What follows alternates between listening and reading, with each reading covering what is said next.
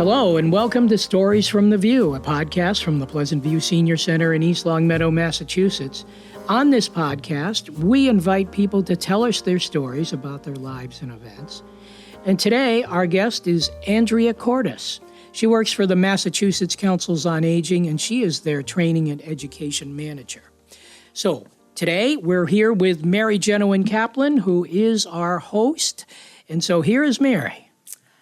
Thank you, Eric. Good morning, Andrea. Hello. How are you today? I'm good. It's a little chilly, but I'm good. Excellent. Now, Andrea, we're so grateful you have chosen to be one of our guests today. And I understand you didn't start in Western Mass. So tell me, where do you hail from?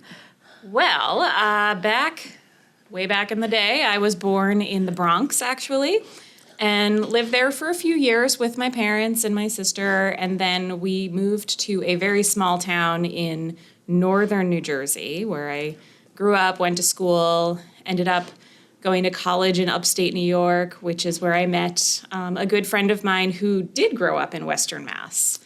Ah. Yeah. And then, I just kind of became friends with all of her friends and eventually decided that most of the people I enjoyed spending time with were up in Western Mass, so I moved up here. I agree. Many people I enjoy spending time with are in Western Mass. Good for you.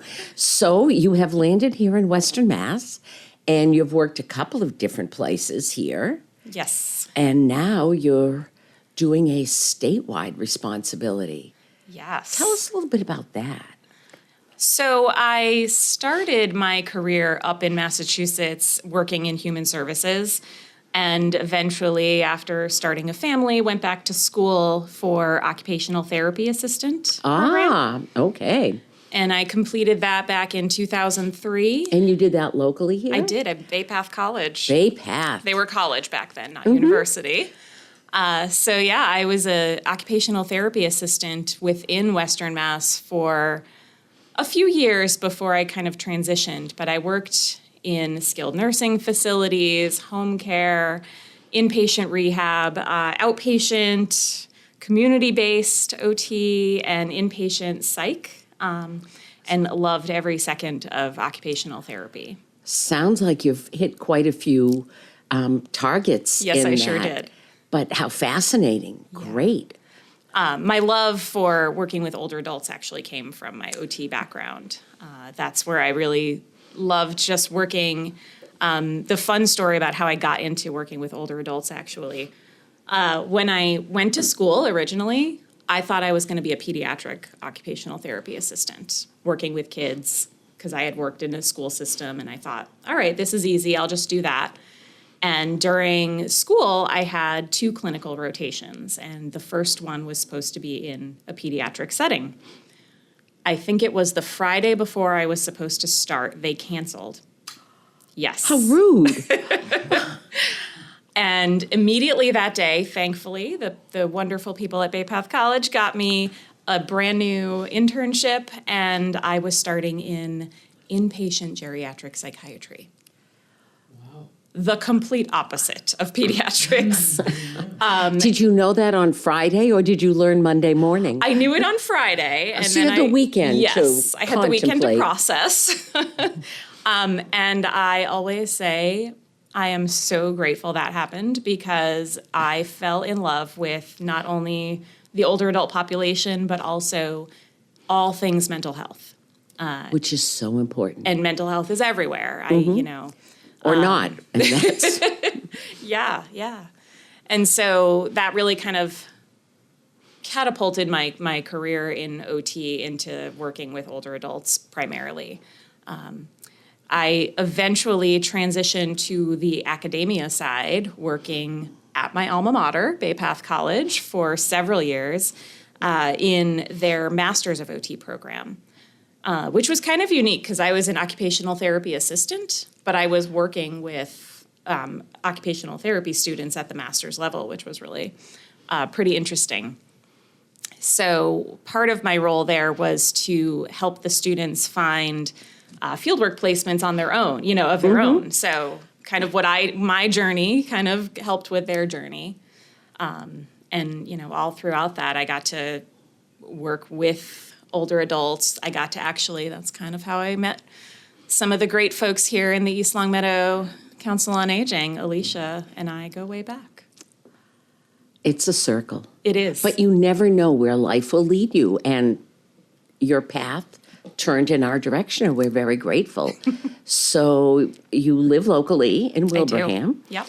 You have kids. I do. I have two amazing children who are, well, I guess they're adults now, so they're not children.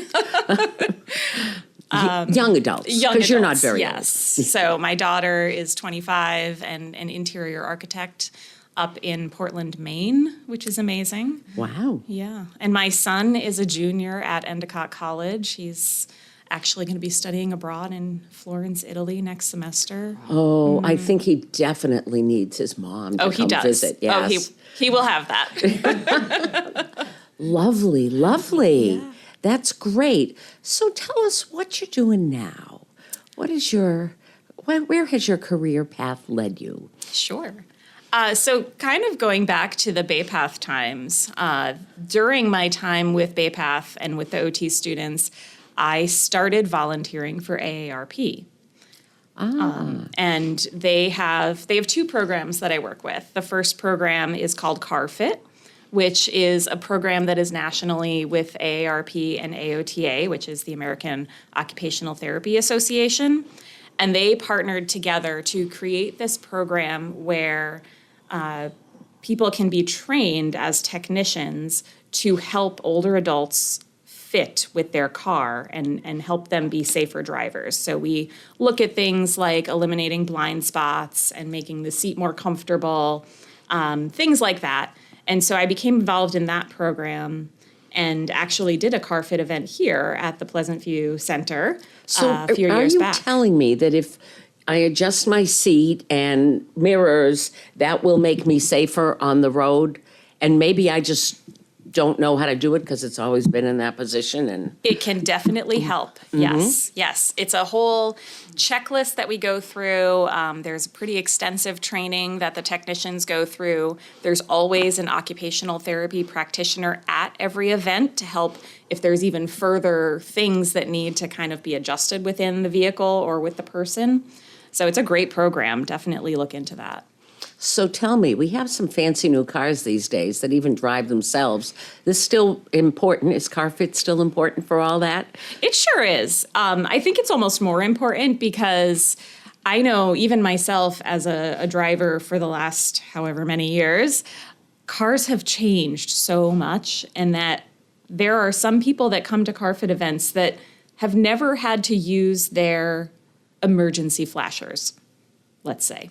And they don't even know where the button is, And so if you think about it, all those other new functions of your car that people don't quite understand, we can help kind of guide people through what does that light mean, or what does that function do, or how do I turn that function off, or how do I turn it back on, things like that. So we can really be of assistance with the newer vehicles.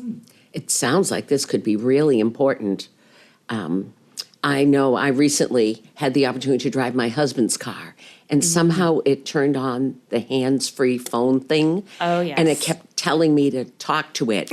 And I was just trying to turn on the radio. Yes. Really, just be quiet. And that's the thing. Sometimes we share cars and we have to adjust them. If you think about the size of different people who are partners, one person could be 4'11" and the other person could be 6'1", and they're going to have to make completely different adjustments between the two times that they're driving. Interesting information. Thank you, Andrea. Yeah. We'll have to mention that to Alicia. Could bring it back. Who knows? Definitely. It's been here once, but it could come again. Yes. And what else did you do with AARP? So another program that AARP has is called HomeFit. So HomeFit is a presentation that is given within the state through our Massachusetts Speakers Bureau. And it's a free presentation that AARP sends out volunteers to do. I'm one of them. And we talk about all the ways to age in place so that you can stay in your home as long as possible. Which includes? Things like first floor living and making more universally designed adaptations to your home, say like a no-step entry, whether that's a ramp or a different entry to your home, not necessarily the front door, eliminating carpets that are, not secured to the floor, adding grab bars, things like that. I love grab bars, yeah. Yes. I'm in favor of that. That's good. And you know what? That's good. Grab bars have come a long way. They don't just look like those terrible I don't care what they medical look grade like. ones from a hospital. They're pretty now. You can actually get them to match the decor. Brushed nickel in Yes. my home. Yes. Nice. Okay. So you yeah. really did some interesting volunteer work with Yeah, AARP. I still do both of those volunteer opportunities with AARP, but that's actually how I came to find MCOA. Really? Yeah. Tell me more. Probably 4 or 5 years ago. It was actually, I think it was pre-COVID. Wow. I met Kelly Burke, who is our member services manager at MCOA. She found my contact information through CarFit, actually, and had me do a CarFit training with some local COAs out in the eastern part of the state. And, so we met, we had conversations, we kept in touch. I think the following year they had their conference virtually because it was COVID. I did a home fit presentation as one of the workshops for their conference. And, because of that, I kind of got added to their mailing list. I saw this opportunity for the training and education manager. And, having my background be in education as well, because I have a master's degree in higher education and online learning, I just threw my hat in the ring. I met with, the staff at MCOA and had my interviews and just absolutely loved the mission and everything that they do for all of the councils on aging in Massachusetts. So, jargon alert, MCOA. Yes. For those who are uninitiated, tell us what that is and what it entails. What does MCOA stand for? Sure. So that is the Massachusetts Councils on Aging. And we are a membership organization. We're a nonprofit. And we support the 350 councils on aging in Massachusetts. I believe Massachusetts has 352 cities and towns. So It's 351. Oh, okay, I was close. And I will tell you, the one town that does not have a council on aging is Monroe.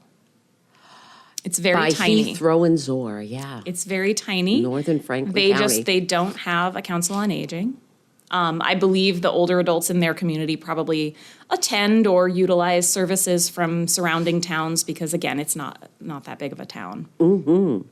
Yeah. Interesting. So tell us, you are part of this statewide network of many councils on aging, and how do you interact with them? How do you help them? Sure. Why would they call you? So as a member, they get a lot of benefits. We help with advocacy. So our director, Betsy Connell, is a very strong advocate for all things older adult at the state level. We also have a legislative advocate, Nomita, who also helps with that, speaks to a lot of representatives on different bills that we're supporting that help older adults, things like that. As that's our advocacy piece. And then our education piece is where I come in. So I procure and set up and develop all of these different trainings and educational opportunities for the staff who work at the councils on aging. And we have done everything from leadership trainings to communication to a lot of behavioral health training. We have partnered with McLean Hospital, which is the #1 behavioral health hospital in the country. We have psychiatrists and psychologists and social workers that come out and do really in-depth trainings with our COA staff on different behavioral health topics. So I'll play the devil's advocate. Senior centers are great places. We know that here at Pleasant View.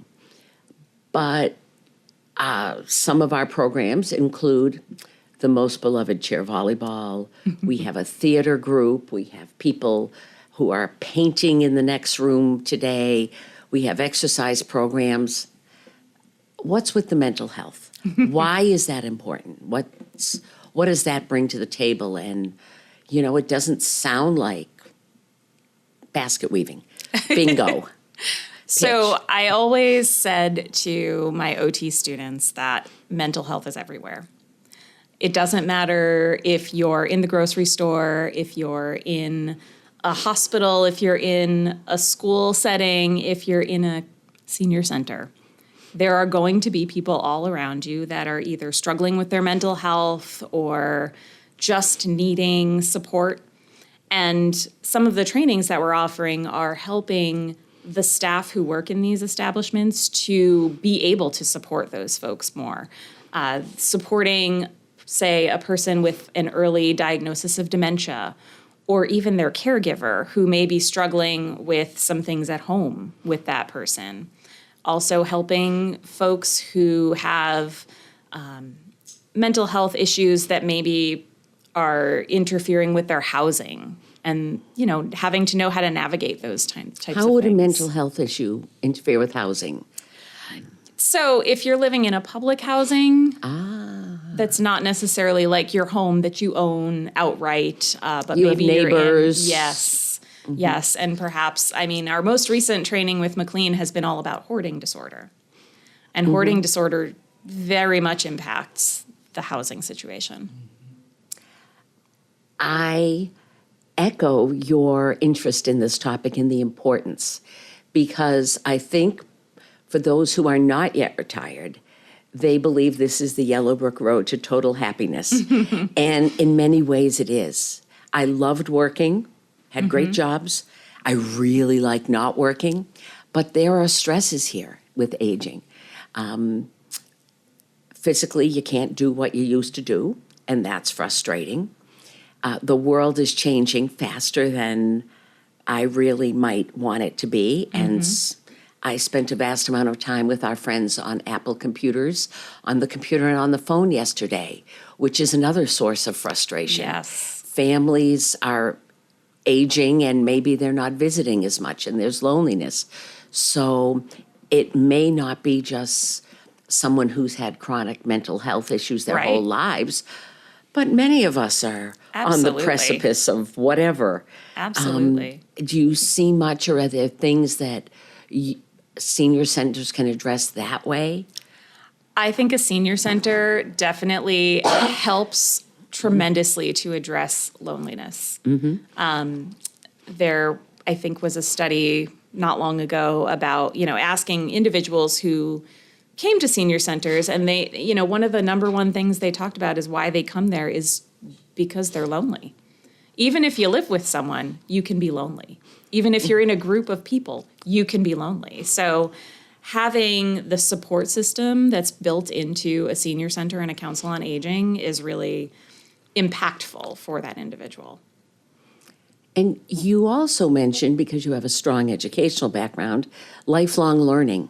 And I think Yes. that's something this place absolutely provides opportunities for, because the same old is not going to do our brain fitness Exactly. any good. And trust me, I need every brain cell I've got these days. So tell me about that. Yes, you said it. Brain health is learning new things, or even just kind of engaging in those mind activities on a frequent basis is going to help prevent some of those dementia-related types of things and help you live a better life.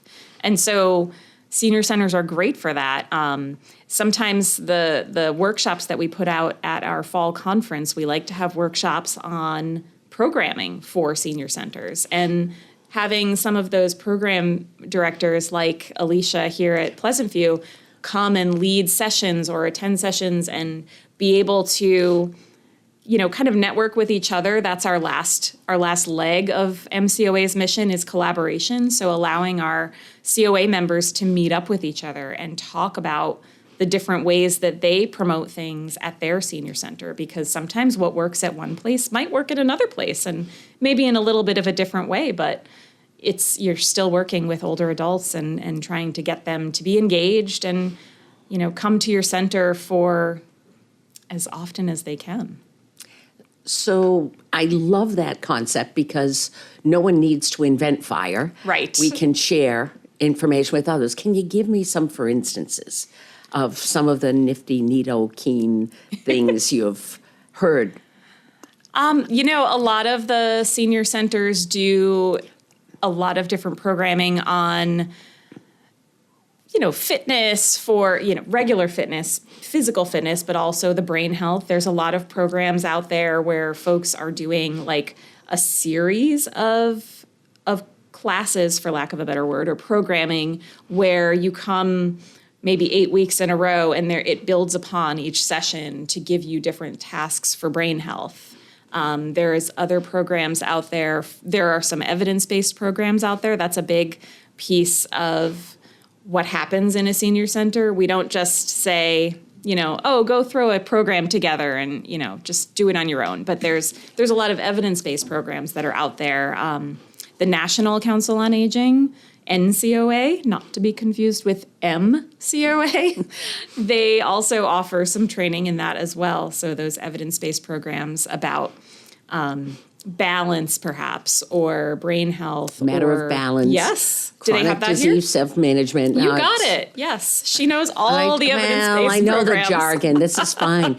But talk a little bit about evidence-based because, as you say, it's not just Mary and Eric sitting around and going, Right. what'll we do today? Right. It's designed by professionals. Yes. So evidence-based programming is really, it's that. It's somebody has gone out and done a study big enough to prove that something is effective. That's really the basis of the evidence. It's not just, we tried it on 5 people and it worked. It's, we tried it on with a lot of people and it really worked. And worked means... There was benefits shown, whether those benefits were physical or mental or social or whatever the study was going for.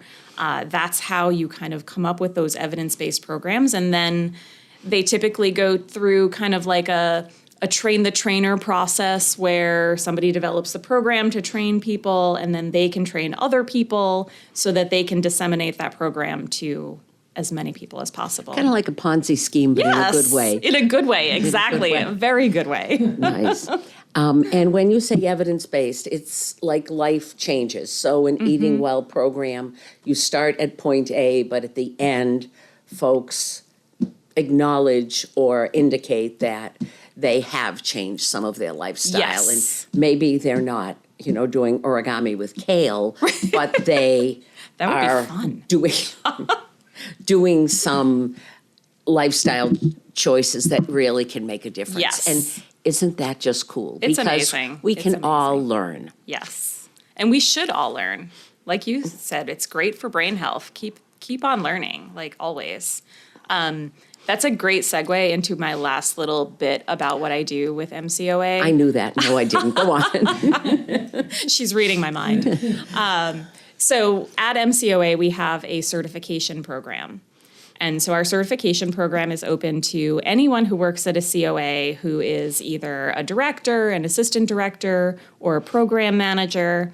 And what it is it's a program where you go through a whole process and develop a portfolio, a professional portfolio. It includes things like a strategic plan, a marketing plan, highlighting different programs that are at the center, talks about all of the budgetary things and, goal setting. And it's a professional development program. It's voluntary. Not everybody has to do it, but people choose to do it. And I'm very proud to say that Alicia is one of those. She is a certified program manager.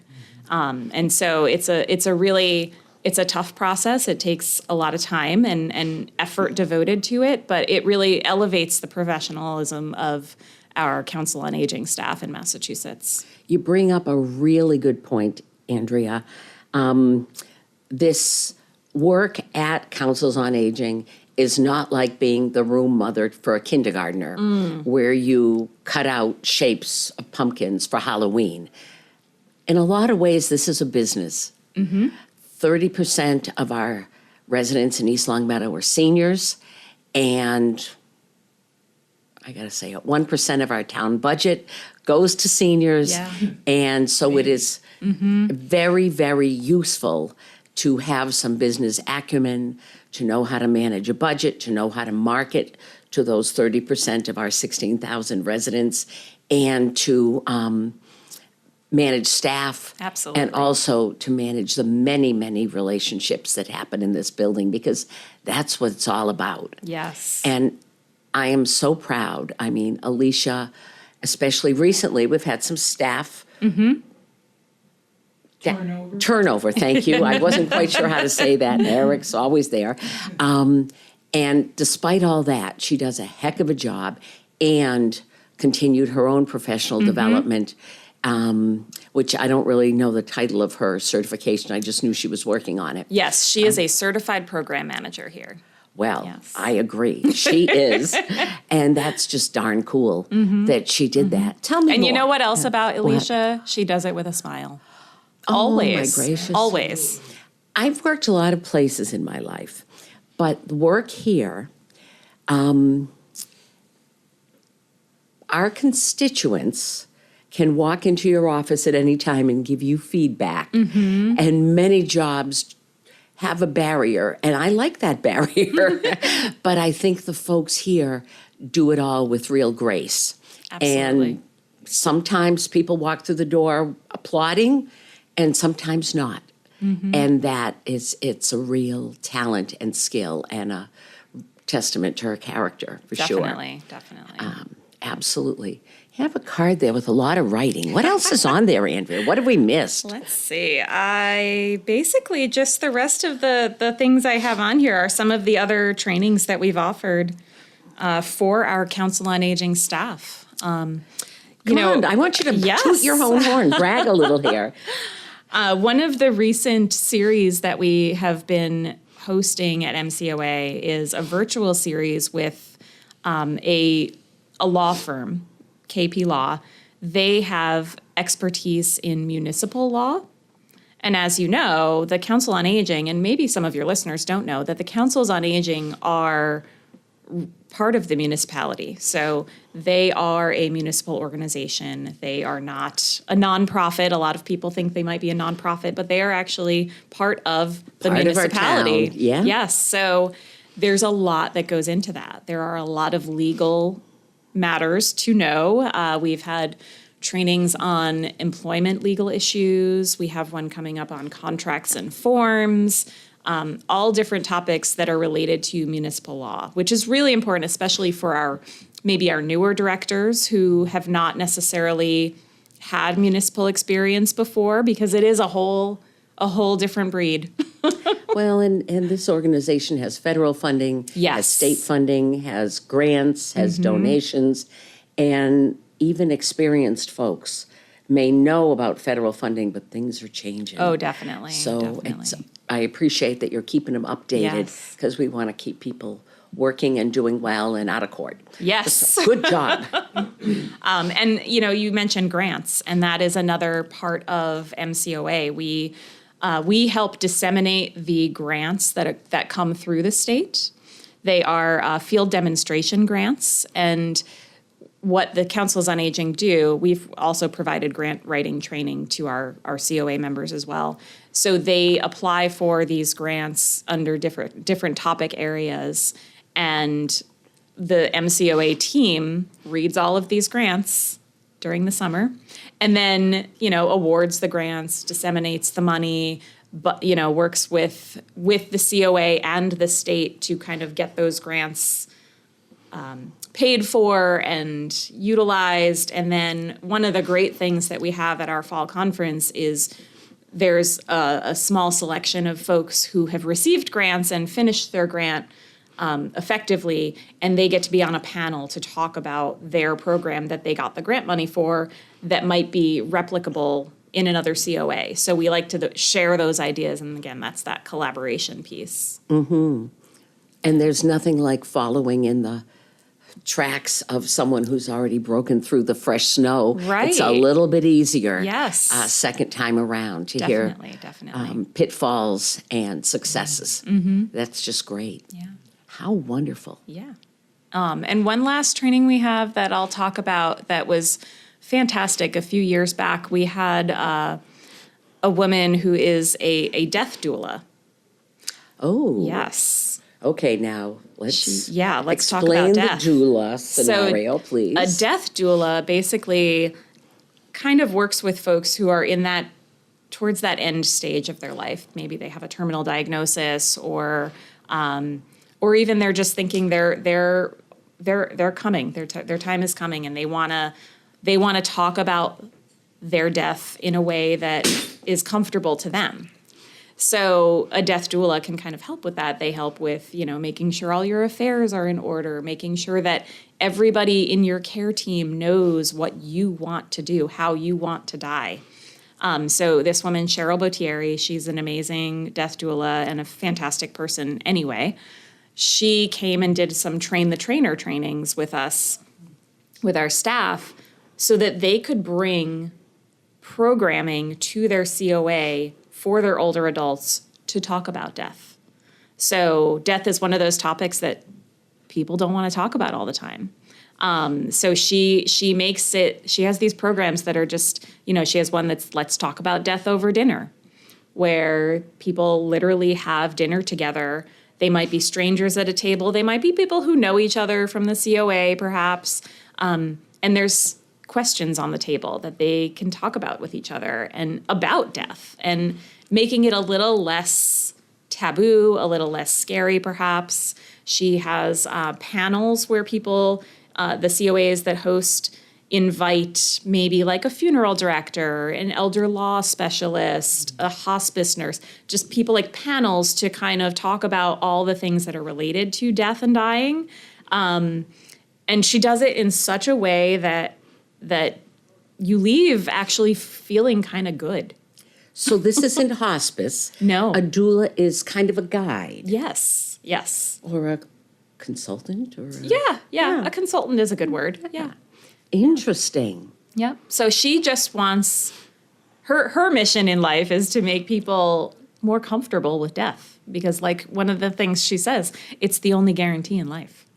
We're all going to die. So, why not talk about it? I think it's a lot easier to have those conversations when you're 20 because surprisingly, I don't know about that. Don't think it's in the near future. Yeah, we're all in denial then, and now it's.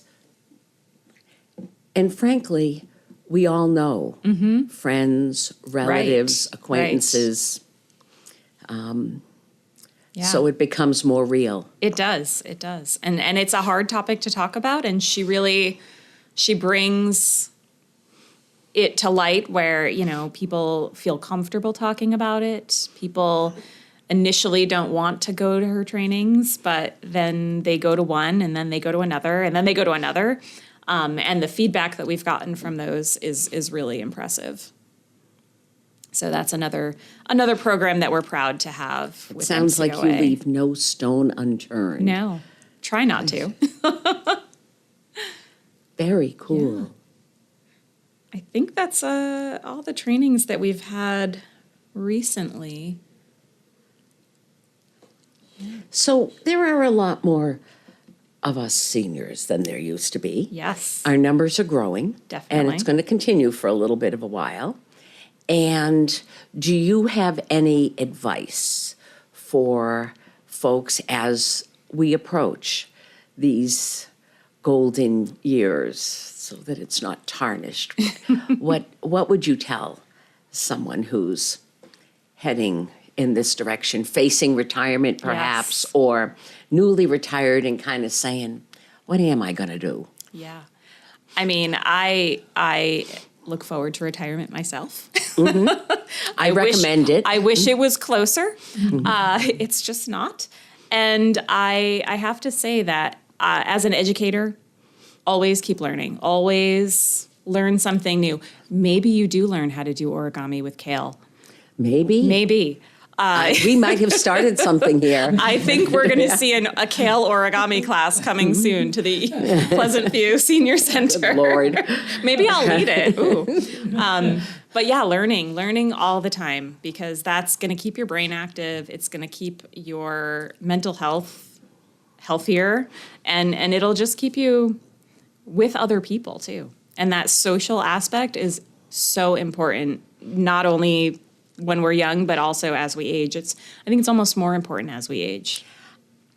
Long ago, 6 years ago when I was working, I didn't realize how much of my circle involved work and networking and connections in the community. And as I thoroughly agree with you that when you retire, you get a new tribe or a new Yes. village. And I'm so appreciative that this center and other areas of the community are there to help us make connections with new people and renew old connections. That's beautiful, beautiful. Thank you so much for coming, Andrea. Thank you for having me. Absolutely appreciate it. Good fun. Yeah, great. Thank you so much for being here, Andrea. That wraps up another episode of Stories from the View. And we'd like to thank Andrea Cordis of the Massachusetts Councils on Aging for being here today. The Stories from the View podcast, it's available on the LCAT 01028 channel on YouTube. We're also on Spotify. If you have a story you'd like to share on the program, contact Pleasant View Senior Center Director Emily Constantino. You can stop by the center. You can call Emily here at 525-5436, or you can send Emily an email at emily.constantino@eastlongmeadowma.gov. Thanks for listening, and we'll see you next time on Stories from the View.